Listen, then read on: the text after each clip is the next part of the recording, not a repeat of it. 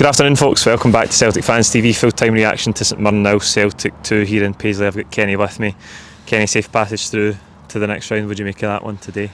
Well, I mean, I wouldn't say it's a roar back to form, but it's certainly welcome to have a somewhat routine victory instead of the anxiety we've suffered recently.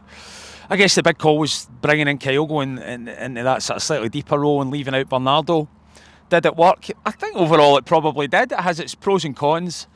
The cons are you're left a bit more exposed in the midfield because you've only got two men in there instead of three. I think they recognised that because for the first 50 minutes they were really pressing us, and that press sort of penned us in. They were winning a lot of the second balls because you're a body of light in the middle of the park as well. So for the first sort of 10-15 minutes it didn't look too great, but the advantage of it is when you do break their press, you've got that extra man up in the forward area, and that's how we got our first goal. Brilliant sweeping ball from McGregor. Fair play to Palmer, nice measured ball inside, and then Kyogo, who's been on the periphery so much because he's just been up there on his own, can actually run in from deep and meet the ball and put us one ahead. And we were clinical, right? That was our first sort of meaningful chance of the game. The reason that we don't have a lead at the top of the table anymore is we've not been clinical in the first 20 minutes of games. Yeah. We've had 5-6 opportunities, missed them all. Today we've won and we bury it. And had we been doing that for the past 6 weeks, the title race, we wouldn't be in a title race because that's how we've squandered the points. And I think the other thing we can be pleased with today, particularly after we took the lead, was our defending. We've been all over the place trying to defend corners all season. They had a real succession of nicely whipped in balls right under Joe Hart, right under a huge centre forward, and is it Maldron? Yeah. And there was real hard defending there to clear our lines and get out of there with a clean sheet. So I think some positives in the first half, albeit there was swathes of the game where we were probably a bit too passive. Second half again, kind of clinical, right? I mean, I know we had a couple of shots on target right at the death there when the game's dead, but before that we only really had one or two opportunities, and we've taken them.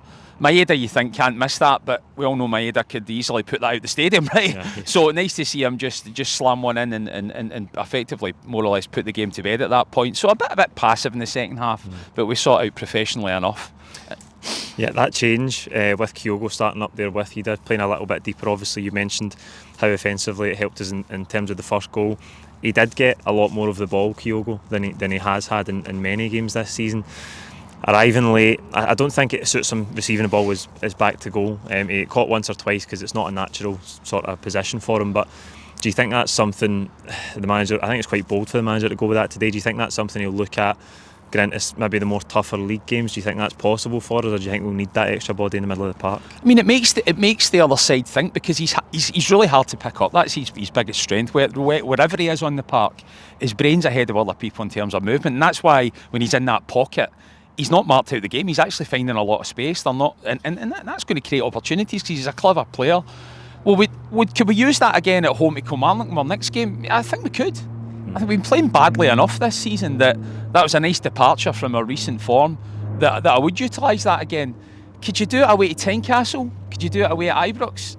I would say no. Definitely. I think it's too premature to say that we can do that because you lose a lot of control in the middle of the park. And I think if Ida had a bit of a quieting outing today, I think he needs to get himself a bit more involved physically. And if he did that, we'd maybe sort of, be form a bit more of a relationship with Kyogo, and the fact that we were a man light in the middle of the park would matter less. So I think it's a bit of a work in progress, but it's nice to have something else that's something we can disrupt the game with. Yeah, you touched on defensively, faced a lot of set pieces today, a lot of corners, particularly in that first half. I thought dealt with them manfully. I think still from open play at times a little bit scrappy defensively. Maybe because of personnel in there, but there is a sort of fragility to us in open play defensively, isn't there?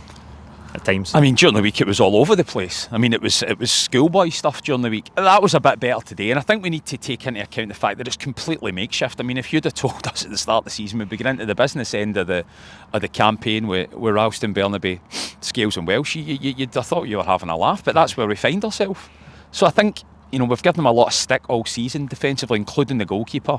I think today we should give them some credit because the goalkeeper was excellent. Those were tough in-swinging corners and he was brave against Man Mountains. He also had a great save from an overhead kick. The crucial times in the games, and his handling was really clean in the second half. Burnaby was actually, I know he's chaos, isn't he, right? I mean, you don't know what you're going to get, but he was good there. I mean, he had a lot of marauding stuff forward that caused them problems, and Welsh and Scales were really brave, particularly Welsh. When he's come in, he's not played much football. He's quite a confident player, Welsh, actually, despite the fact that he's not played that many games for us and he's still a relatively young man. So I was pretty pleased with that, but we need Vickers back in there. We really need Vickers back in there. Hopefully be back, I don't know, maybe the Motherwell game. Would I bring Greg Taylor back in for Bernabei? I think on balance I probably would, but I think we need to be reasonably happy with the defending today. Yeah, I think Taylor will come back in next week against Kilmarnock. Just important to get the victory today. A slightly more controlled, better performance than we saw at Easter Road during the week. A lot of subs today. Kuhn came on, and Yang back from Asian Cup duty as well. What do you make? Do you think the bench is obviously a bit stronger in terms of numbers now, but do you think they can help us going forward in the back end of the season? I don't know, Paul. It's tough to. That part of the problem this season is that the bench is predominantly on new signings. Our new signings haven't settled. I mean, they've not. None of them.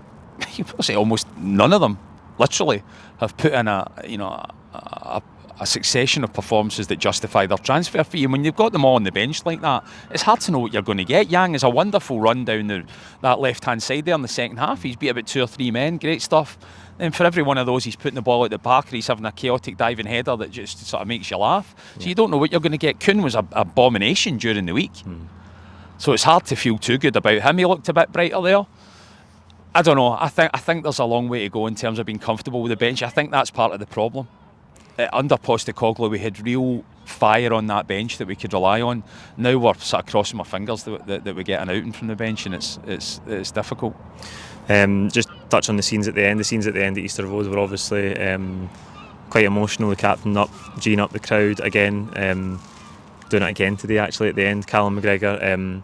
Do you feel like, obviously there's been a lot of talk about the board, the transfer windows, but do you feel like we're right there with the team like we need to be going into this run-in? I think the fans are. One thing that surprised me during the week was Brendan Rodgers react. I've never seen Brendan Rodgers react. Quite out of character, wasn't it? Very out of character. He's so measured and calm. He's obviously feeling it. For him to exercise that level of relief and just physically see him like that, he's obviously. This is probably the toughest part of his managerial career. He knows that if he doesn't get this title over the line, he's going to leave a legacy here that's quite damaging for him, given what he's built. So there's a lot of inner turmoil there. I think it was nice that then McGregor was quite animated at the end there, trying to get the fans G'd up. And he'll know. He's the other one that will know that we're in this potentially got a problem. Joe Hart looked pretty up for it. Look, I think the fans and the players are united. Yeah. I don't think that's ever been a problem.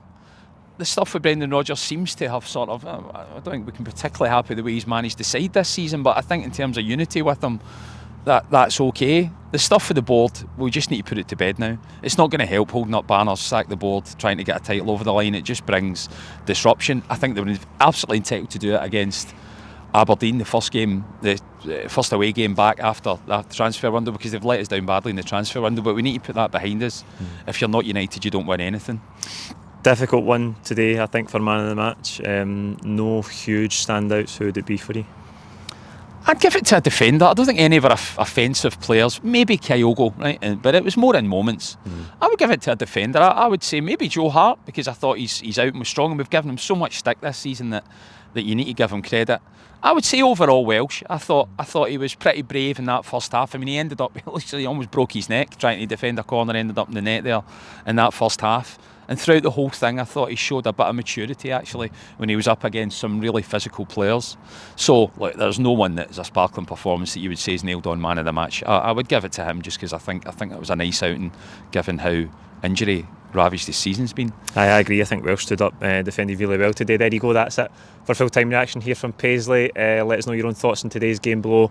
We'll see you during the week as we build up to that home game against Kilmarnock next weekend. Thank you.